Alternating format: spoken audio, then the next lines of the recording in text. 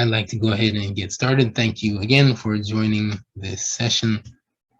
Um, the basic focus points that I would like to go over are pre-COVID, basically, mainly covering from 2010 to 2019, and then the COVID years, 2022, as I said, probably spring 2023, and then what a post-COVID situation, not what it would look like, because of course we don't know what it would look like, but how you can prepare as a musician for that type of situation.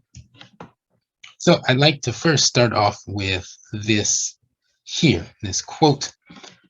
People in their 20s and 30s use social media and watch videos, so they don't really go to live clubs.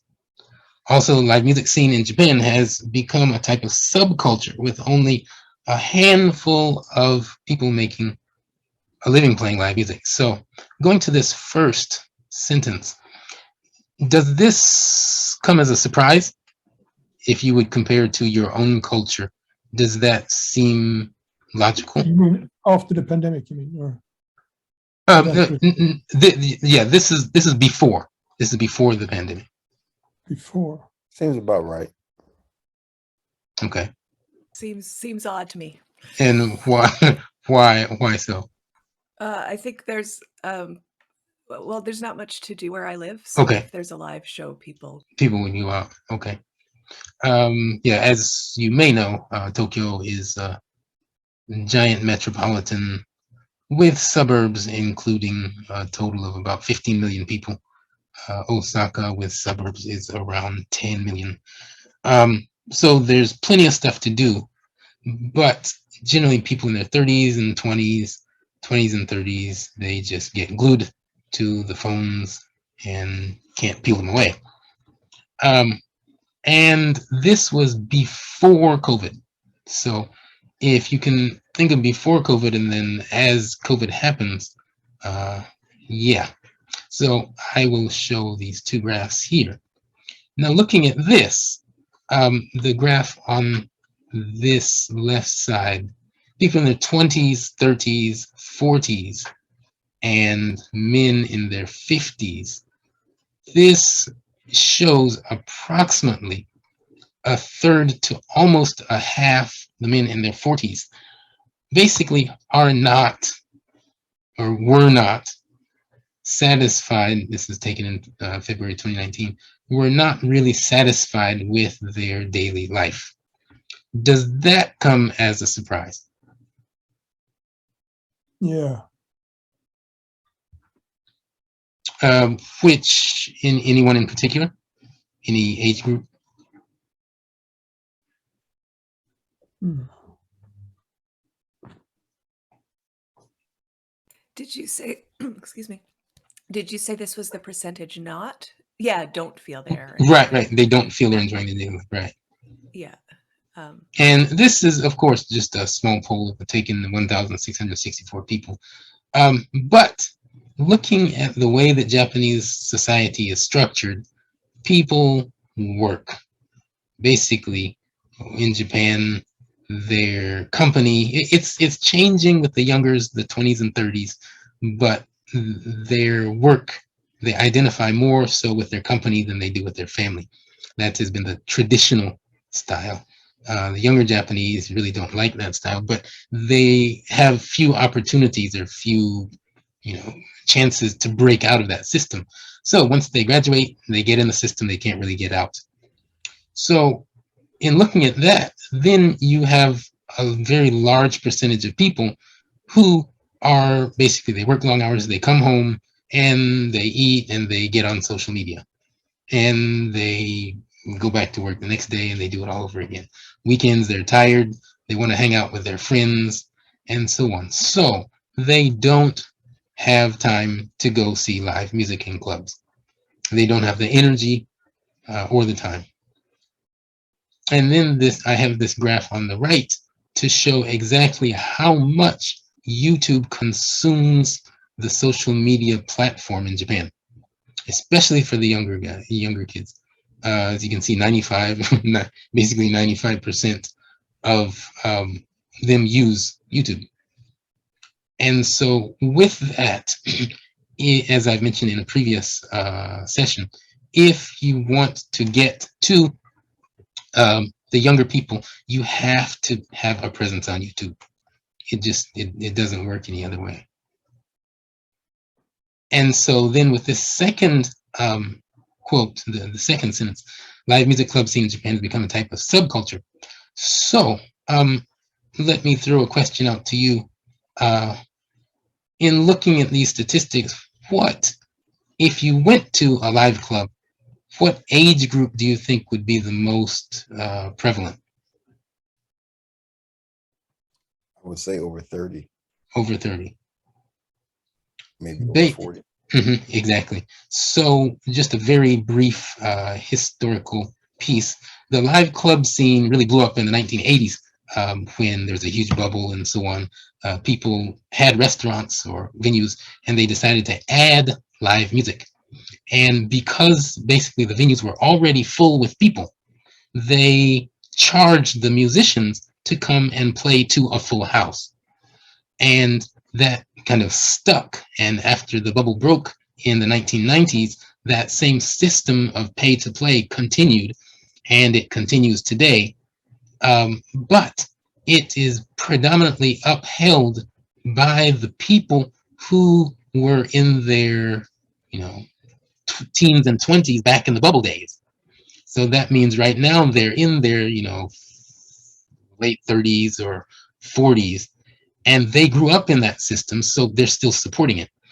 And the managers are, in their 40s and 50s, and the old guys that used to play in their heyday, they still, but the younger kids are really not interested in live clubs at all.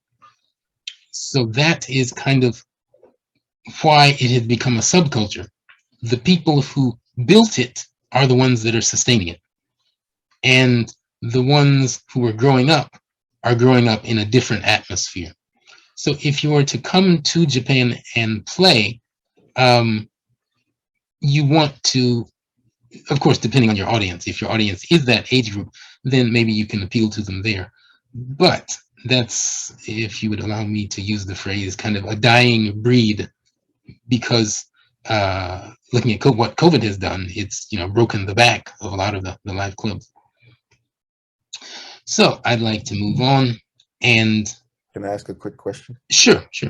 Well, I guess two questions. Mhm. Can we, for since it's a small amount of us, can I ask where everyone is from and what kind of music? Okay, certainly. Yeah, if we can do that.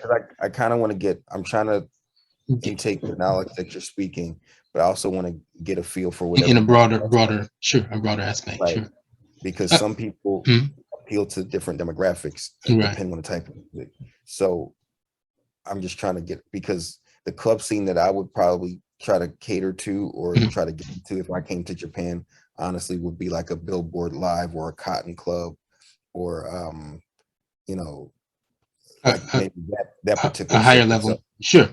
and I don't know if everyone else is shooting for that In the same but area, right. right. But I also don't know what other venues pertain to that same style of music, say Mhm. jazz, R&B, but on a more local or smaller, I don't want to say level, but um, smaller known, more local, Sure, business. understood. If that Jake, Jake, if you could introduce yourself real quickly.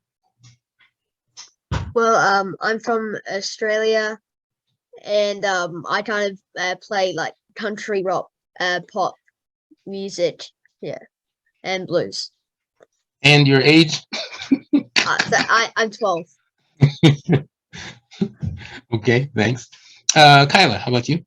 I have two projects that I think will have an audience in Japan. One is I'm a folk singer-songwriter, but I'm very proggy. They're both very proggy.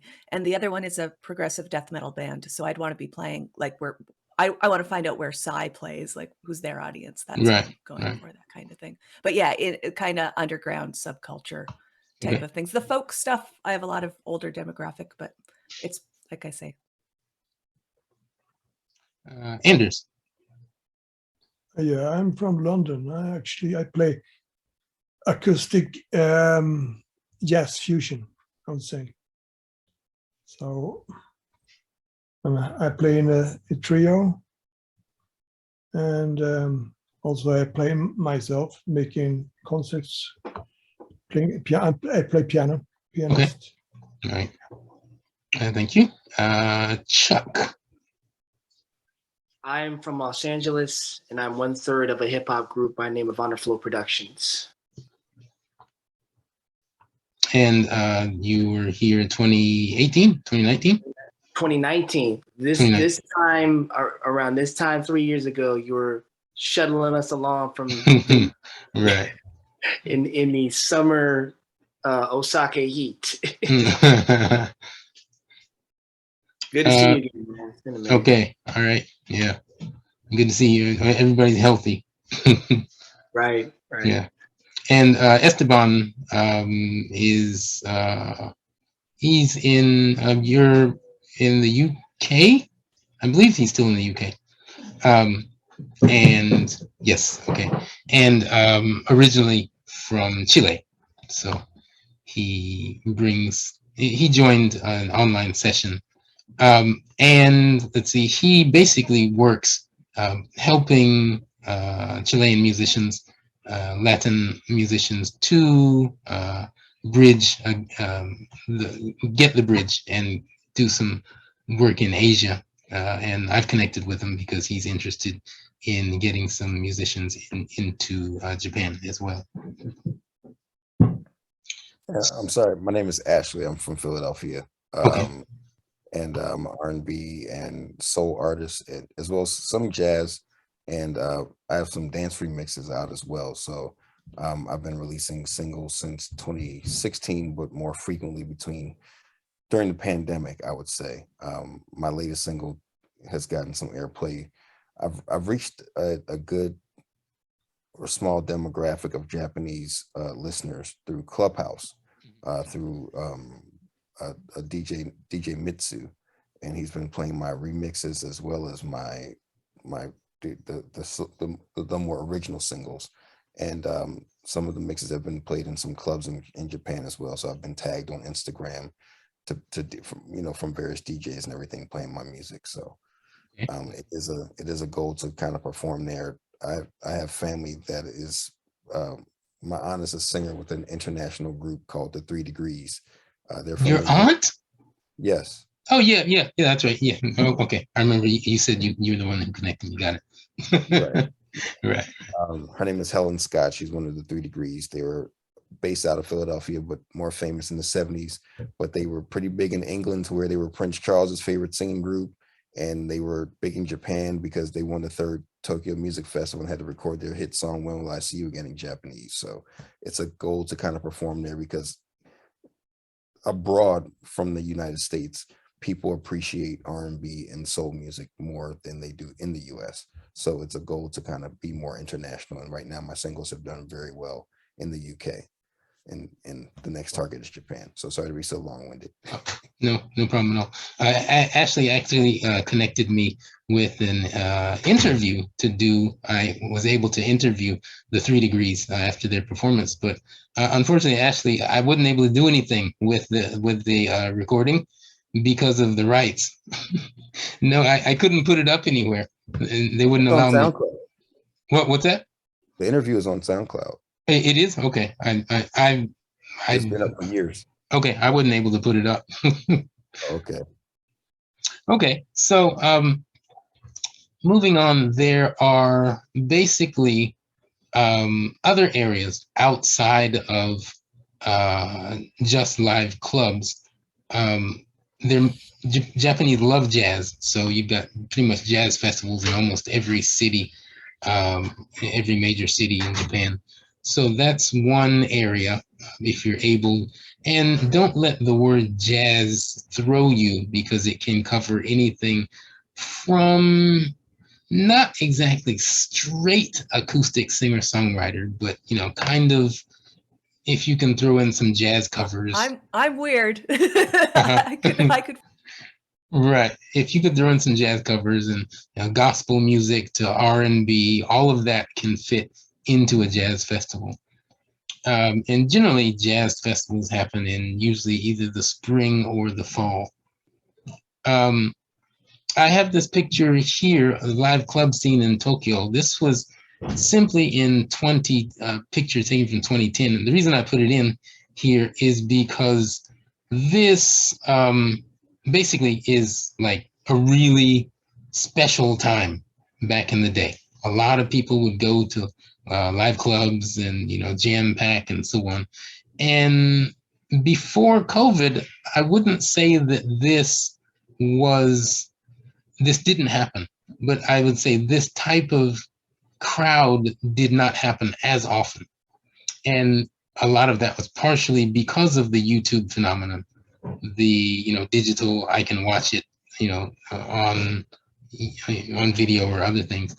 And this type of big crowd was more so reserved for big music festivals in the summer, live music festivals. And at the bottom of the page, I have a link to the article explaining basically the live music boom in Tokyo in the 2010s, 20 teens. So I'd like to move on to what things are like now. So people in their 20s and 30s, they'll go to concerts more often than clubs. So, for example, I often try to go on and talk to people and ask them the last time they went to a live, in Japan it's called live house, live house, and they'll be like, and I'm like, okay, before COVID, maybe, you know, 6 months before, or 2 years or 5 years, or in general, people prefer going to concerts. And the main reason for that is that a lot of these live clubs are downstairs. They're kind of old buildings and they're dark, painted black. And it's just, you know, the other thing, loud. The music in basically the PAs in these venues are very loud.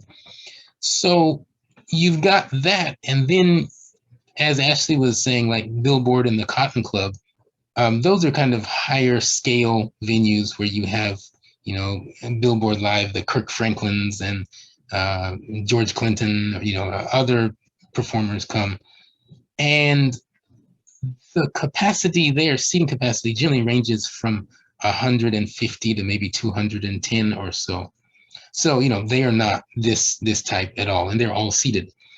Some people, and also the ticket price for that goes anywhere from, what, 5,000 yen to Lauryn Hill performed at 40,000 yen, $400 US for like a 90-minute performance.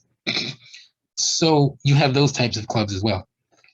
But what people generally focus on are the big concerts. And even more so than that, the big concerts performed by Japanese artists. You know, the big clubs, the big concerts. And they're usually, how late was she that day? Very good. Very late. I think she was like 45 minutes late. Yeah, it's a joke. It's a joke. And so that's one aspect. I basically really encourage people these days to try to vary where they perform. And I'll get into that a little later. But first, I'll show you kind of the atmosphere of what things look like during 20 to 23, then after or during COVID. So here, this is basic, you know, a live club, and this applied for every live venue that was open, that stayed open. As you can see, there's no standing. They had to maintain space. So they had the seating, and that's what, 1, 2, 3, 4, 5. You know, standing could be packed. You know, maybe, who knows, 100 people, but seating is there. And so this is what venues that did stay open had to deal with during that time. Also, you've got, and this is where I mentioned the age. just looking at the audience, you can see basically there's no one probably under 30 in this audience. And so that is the type of fan base that you have in these live clubs. The higher levels, the billboards, those clubs as well, with ticket prices at that much, you're still going to have people in their 30s, 40s, 50s going out. So it's again, if you want sales, if you want to make progress, you're going to need to do a digital something, and you're going to need to reach the younger people because they are the ones with the spending money, especially the teens and the 20s. However, it's kind of ironic because they aren't the ones that are into spending to go overseas. When it comes to spending a lot of money in investing on something, they don't have it. But when it comes to pocket money, digital downloads, and quick things like that, they'll spend it in a second. Also, so much like every culture, bands increased their streaming. This is basically a band rented a rehearsal studio and did streaming there. And venues, later on, some venues that had money were able to switch as early as April 2020. Other venues kind of were like, it'll be over soon, and then they got their gear maybe in the fall of 2020. But a significant number of venues switched to, first it was all streaming with selling tickets, and then they switched to a half in-person limited capacity, half stream. Still pretty much continues today. One thing that I would mention is that a lot of venues closed, and these were a lot of kind of traditional venues that had been open for 40 years or something. They just couldn't stay open. And then there are other venues that did kind of fund me pages and got donations and were able to stay alive that way. However, these days, basically, people are coming back to live venues of all types, live clubs, and so on. But the thing to recognize is that they are not people. The people who are coming are not the fans of bands. Basically, what is happening is rentals. So in Japan, there are venue rentals. You can, in Tokyo, it's quite expensive, but basically on average, you can rent a venue for, say, 8 hours for $2,000 US, for example. And you can do whatever you want with it. So you rent the venue and you bring your own party and charge your own tickets and other stuff. And it works that way. The venue gets their money by contract, and they don't really have to do anything besides provide staff and sound equipment, and that's it. So for the venues, this is a perfect no-lose situation, especially if you've got all of this pent-up demand because of COVID. So moving on, post-COVID, what venues are doing now is basically, I could guess, especially weekends. Weekends would be probably 100% rental. They don't spend their time trying to find 5 bands to put on a bill and other things and do that. They just, hey, it's rental time, it's weekend, who wants, and people calling to do stuff. That does even apply for the higher level clubs, the billboards. Their, of course, rental prices are much higher. But Ashley, if you're looking to play a higher level club, you must have an entertainment visa, which means you must get the paperwork and go through all that at this point, because COVID has wrecked. Basically, there were no international performers doing concerts for almost a year and a half in Japan. And so that's coming back, but it's coming back very slowly. And the way it is coming back is through the big promoter companies that reach out overseas and bring people in through contracts. Any questions so far? Okay, so moving on to, sorry, yes. I was just going to say, are you saying that you don't need those visas for smaller things? I would have assumed I'd need to get a performance visa No, Short-term play. right. Okay, good point. Basically, those higher gigs are paid gigs. The promoters in Japan contact the big names, and they offer basically a buyout. And so all of that is done. So when those performers come to Japan, they are getting paid cash, and they're being taken care of in hotels and everything. If you, as an unknown artist, were to come to Japan, you would not have the clout to require or demand payment. So basically, you would be coming on artist visa. I'm sorry, not an artist visa, a tourist visa, a short-term 90-day tourist visa. Before COVID, that simply meant a valid passport stamped at immigration. If you're from Americas or most Western European countries. However, now that the borders have been open, it's the exact same visa. It's just in order to get that visa, you must go to an embassy to submit the paperwork. That is basically the only difference. And that requirement is in place from the Japanese government to keep track of everyone once they come. You have to submit your passport number and contact number and everything in order to get into the country now. So that's the difference. But yeah, technically, you don't really need any formal entertainment visa. Chuck, did you have a question?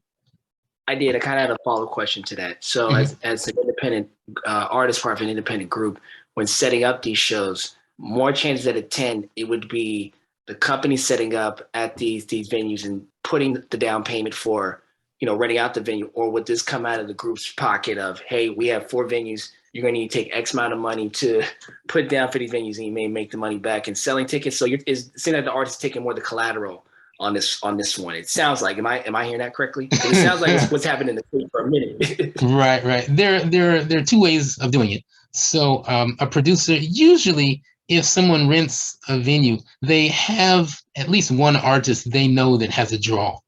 They're not going to rent the venue and go, well, I hope I make money. No, they generally, and of course these are Japanese bands, so when they rent the venue, they're looking at making a profit. They may charge 1 or 2 bands to get in the bill because the head, the quote unquote main act can pretty much pack the place on their own. And so they may charge other acts to jump in on the bill. So that is one way. Another way is, a bunch of bands may just get the, combine. Oh, we haven't played a live gig in, 8 months. We really want to, and they grab their friends, and maybe it's five bands. They all pitch in and do the rental fee and have their own party, kind of. Yeah.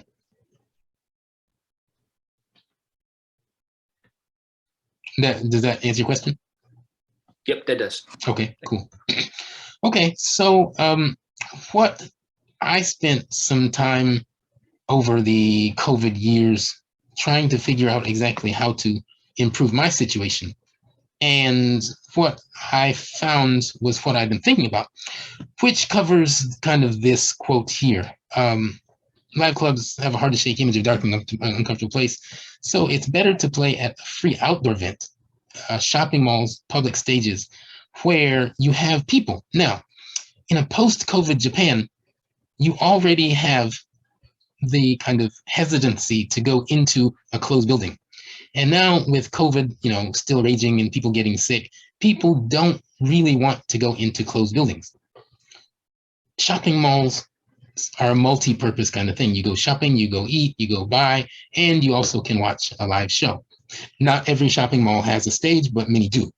And so what I have decided to do was to reach out and contact my people who are connected to shopping malls and start trying to secure relationships with these malls and people who do events at these shopping malls, so that when I have musicians coming from overseas, they can jump onto a bill if the timing is right.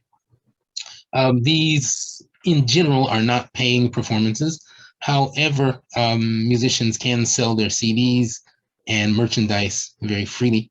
And they can also promote any other performances that they have scheduled.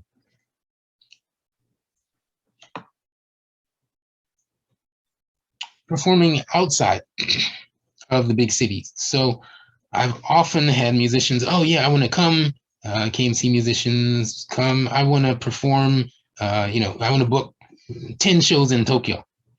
And I'm just like, no, don't do that. You can basically, if you were to play 3 shows in Tokyo or 8 shows in Tokyo, you're pretty much going to draw the same number of people if you don't have name recognition. The big names that come through Japan, they play, maybe 3 nights in Tokyo, 2 nights in Osaka, and Fukuoka still open. I think Fukuoka closed. But and that's it. They play maybe a total of 5 gigs, and they're out. They don't, play 10 and no. So play a couple gigs in Tokyo, maybe 1 in Yokohama, move to another area. Now, as you can see, this is dated 2022, this year, September 10th and 11th. So if you look at this, you can't beat this. People want to go out and get away from the hustle and bustle of the city, get away from the trapped indoors where they can feel safe breathing and talking. And then you've got an outdoor stage. These are harder to find because they are, not in the big city where you would expect to find a lot of stuff, but still, they're easy to find if you know the correct places to look. Mainly festivals. There's a lot of nature festivals, spring festivals, fall festivals, community festivals that you can find, and these types of gigs would appreciate a foreign musician performing so much more than playing in the regular city. And that's because it's such a rare event. And so that's one thing to look at. Another thing to look at would be special promotion events. So as I've mentioned in some of my posts, the Expo 2025 is coming up. I was just at this event. It happened like a week ago in Osaka, and there was a small stage. So kind of joining events to promote upcoming things is another option. And then if any of you are keeping up with what's going on with KMC, unique opportunities. So my company has made a contract with the Osaka Bay Cruise Ship Company, and for the music conference this coming up in September, there will be performances on this tour cruise boat. It's a 45-minute boat ride, and there'll be musicians playing live on the cruise. So there are other opportunities, other ways to perform in front of crowds besides just clubbing. So I'd like to move on to a conclusion, which basically what I see happening now. One is the live club scene. This includes all of the clubs. Still is not doing well. Clubs are struggling because, as I mentioned, the numbers are going back up. People don't want to go out. And it's just hard for clubs to make money. So when you come to Japan, be flexible, be able to perform in this type of venue or an outdoor stage. Basically see if you can create a unique concept for Japan. And so that brings me to the next point. Try to create a Japan only brand. So for example, if you are a singer-songwriter and you usually play with 4 members or something, see if you can do a duo. You come by yourself and then grab a Japanese musician and perform with them. Try to create a unique something that is different than what you usually do. And by that, I don't necessarily mean change your style or change your music. Just change the way that you do it and adapt it to what is happening in Japan. And then a third thing, be prepared to follow cultural norms. I actually added this today because I went to, about 8 hours ago, I went to a foreign exchange expo for foreign exchange student exposition for students who are graduating. And there's foreign exchange students walking around. Everyone had on a mask. It was indoors. And there was one Caucasian who was sitting at a table kind of doing calligraphy, and a Japanese guy was talking to him with a mask on. The guy sitting down didn't have his mask on, and he didn't appear to have a mask anywhere near him. And I was just sitting there going, show some respect, everything's blowing up around, and you're just so in Japan. And one thing to recognize is that part of the reason that the borders have stayed closed for so long in Japan is because of the news. Say 10 months ago, Japanese people looked at the news and saw people in the US burning their masks and, walking around like nothing was happening. And Japan was just like, huh? Are you kidding? These guys must be crazy. So in Japan, it's still a very serious thing. So when you come to Japan, be prepared to follow and do what the Japanese are doing. Because if you don't, then it kind of a little bit fits into that you're ruining it for everyone else. The foreigners who come here and don't follow the rules kind of break everything down into a stereotype for the Japanese who say, we don't want foreigners here because they don't follow the rules. So that would be my third point. And I'll finish with that and see if anyone has any questions. Yes. I have a question. So, like, I live stream on Twitch, and I have a YouTube presence, but I'm planning when I get back to start doing some live streams on YouTube as well. Mhm. And with the idea, I'm trying to reach. Like, I have a few Japanese viewers on Twitch, but like they're night owls. They're like up at weird hours when they catch me on Twitch. So, Right. I have two questions about live streaming. To get Japan, and one is, what time of day are people watching YouTube in Japan? And second, would it be better for me, like my Twitch stream is very casual. I'm sitting here at my desk, I'm singing songs, I'm talking to the audience. Is that the type of thing that would go over well? Or should I do like with the lights and standing up in a bit more of a performance for a live stream? Is there one or another that would work better for a Japanese audience? In general, I feel kind of bad about saying this. In general, it doesn't matter what you do. Okay, cool. You can stand and spin a basketball in your head. It really doesn't matter. Okay. The key is to probably keep it short. Okay. So no. Yeah, I wouldn't be doing like the Twitch 4-hour kind of thing. Right. I would say maybe 5-6 minute clips of something, maybe. Oh, okay. No, okay. So that's like for videos and stuff. I was talking about I do that too anyway, but I'm thinking about I'm talking about a live stream. I'm gonna performances, do live streams on YouTube. Right. But I mean, even so, for that, I would say break it up, because that kind of leads to your first question, which is what time do they watch? Yeah. And they watch on the train during a commute. Okay. In the evening after dinner and so on. But they're not going to sit there and stay glued to it for a long period of time.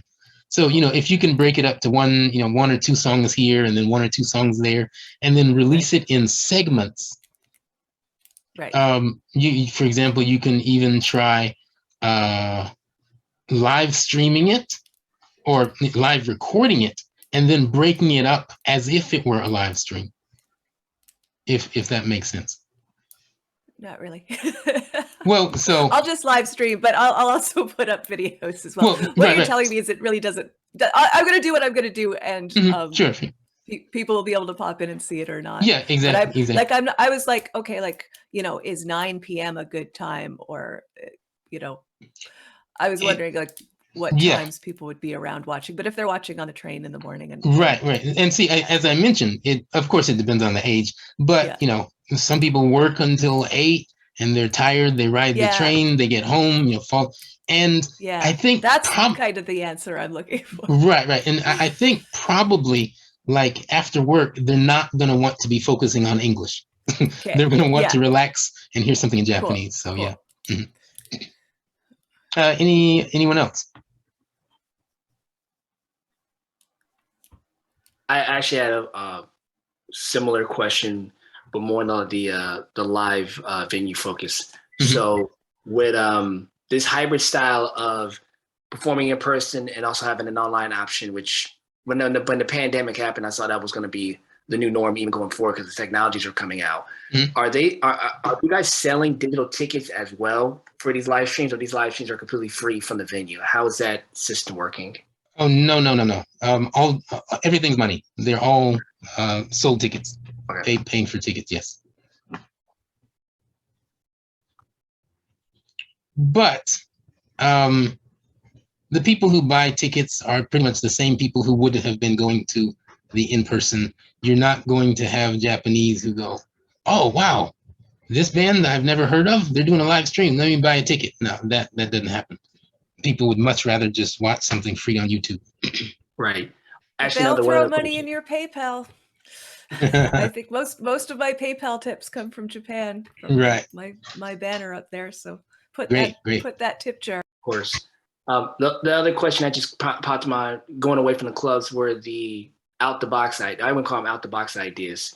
The special promotions, union opportunity, the malls. So at this point, have you done like, I guess like, or have at this point booked up like certain mall, like you'll go to a mall or a shopping center here, then maybe go to special events, or maybe you'll have a group do a night or two at a cruise. Like, is that kind of like the I wouldn't say that the what's the word I'm looking for? Excuse me, it's 6 a.m. here in LA.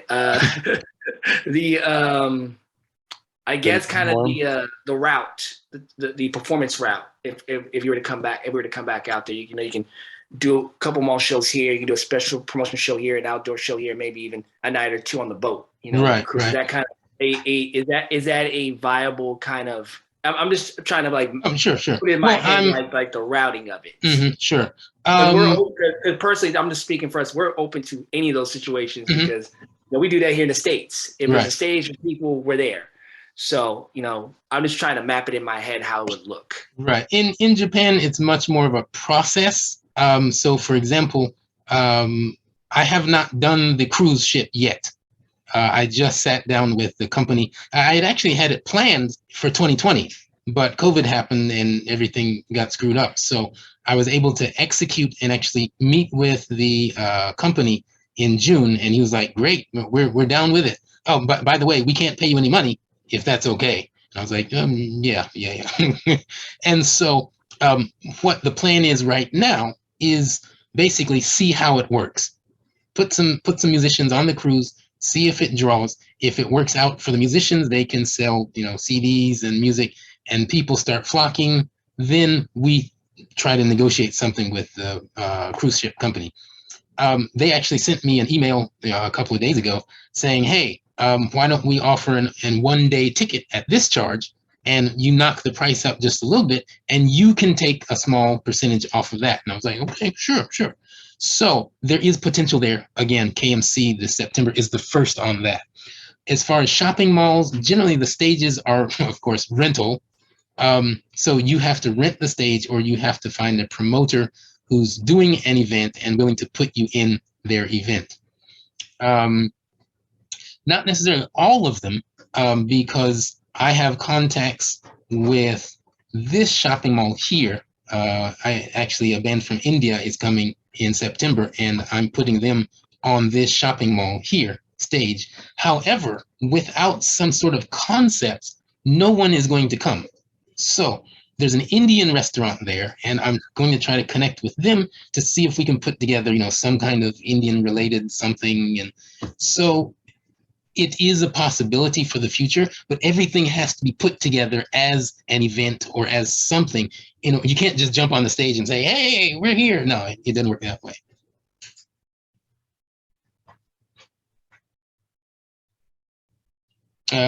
Jake, any questions from you?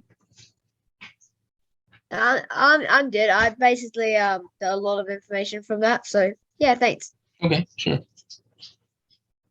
Oh yeah, what is Expo 2025? I know. So if you're familiar with basically world expos, world fairs, they're now referred to as expos. The next one will be in Japan, 2025, in Osaka, and it will be huge. Basically, the world will be coming to Osaka in 2025 for 6 months, from 6 months from May to November. And so there's a promotion, promoting it, trying to get it, get the word. And we're actually going to plan something for KMC, a session about how musicians can get involved. The reason I'm trying to get involved is because right now you have banks and big companies and car companies and tourism agencies and so on. All those people, universities, are involved in promoting, but there is absolutely no one from the artist community. So if you're looking at promoting an expo, you're going to promote it, but there's not going to be any artists involved from over foreign countries. So KMC is actually part of the Team Expo promotion, and we're actually seen as very valuable because we can bring a lot of something, what we provide, a lot of community to the expo promotion. So just keep your eyes and ears out. There will be opportunities if you're interested to promote the Osaka Kansai Expo 2025 in your own region. So you may be able to be kind of a member of Team Expo, helping to promote the expo in your region. And that will give you some clout in Osaka. You are representing the Team Expo Osaka in your own country. So there will be that presentation in September 18th this year.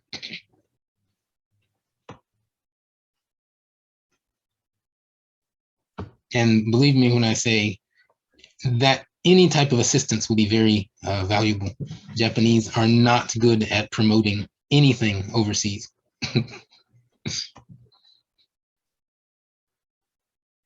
Any other questions? So I will, if just for your interest, I've included some resources and references here. I will go on and put this link to the presentation in the chat box, so you can access it.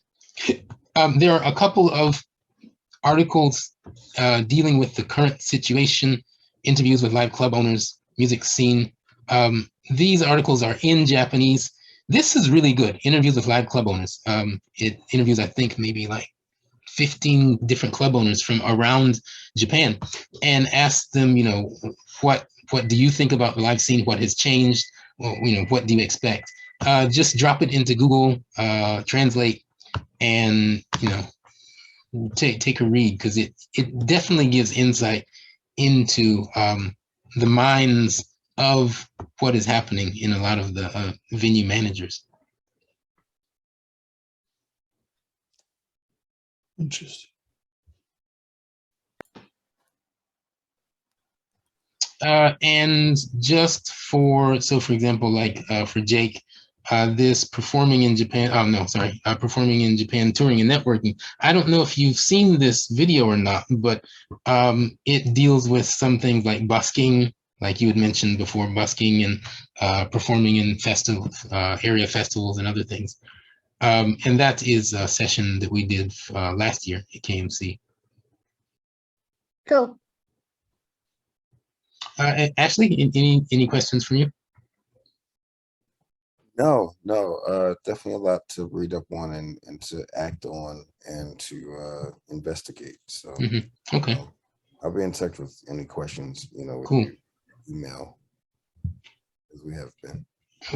If you are interested in kind of more the music business aspect of what it is like today, we have this session here, Music Business Q&A, that will also be September 18th. So yes, preparing a lot of stuff. This year will both be in person and live stream, so you can join either way. And just one last point. So as I mentioned, you need, Kyla was saying before, you need a visa to get into Japan. There is something called the ERFS system. It's like an entry, so that's like the tracking system in Japan. Pretty much right now, and my assumption is probably through the spring of next year, you cannot get into Japan without being registered into that system. The only way you can get registered into that system is through a company that is connected to issue the paperwork, the registration through that system. When the system first started in March, and also when the country opened in June, the main people, the main companies connected to that were travel agencies. So travel agencies enter your name into the system and they book your tour itinerary and you come to Japan and basically so on and so forth. I was fortunate enough to get my company registered into that system as well. So, for example, for the KMC performers for this year, I am able to issue the paperwork for them and information for them to go to the embassy and get their visa, and then they can come to Japan. Without the registration from that ERFS system, you cannot get into Japan right now. So that is something to keep in mind. And you can easily just Google ERFS system and it will probably come up. Great, thank you. This has been great. Lots of really good information. Thank you for doing this today. Great. If nothing else, then I will thank you for joining and get a nice little nightcap and enjoy my evening. Thank you very much. Great. Okay. Thank you for Good joining. morning, Yes. good evening. Good morning, good Thank you evening. all. Yes.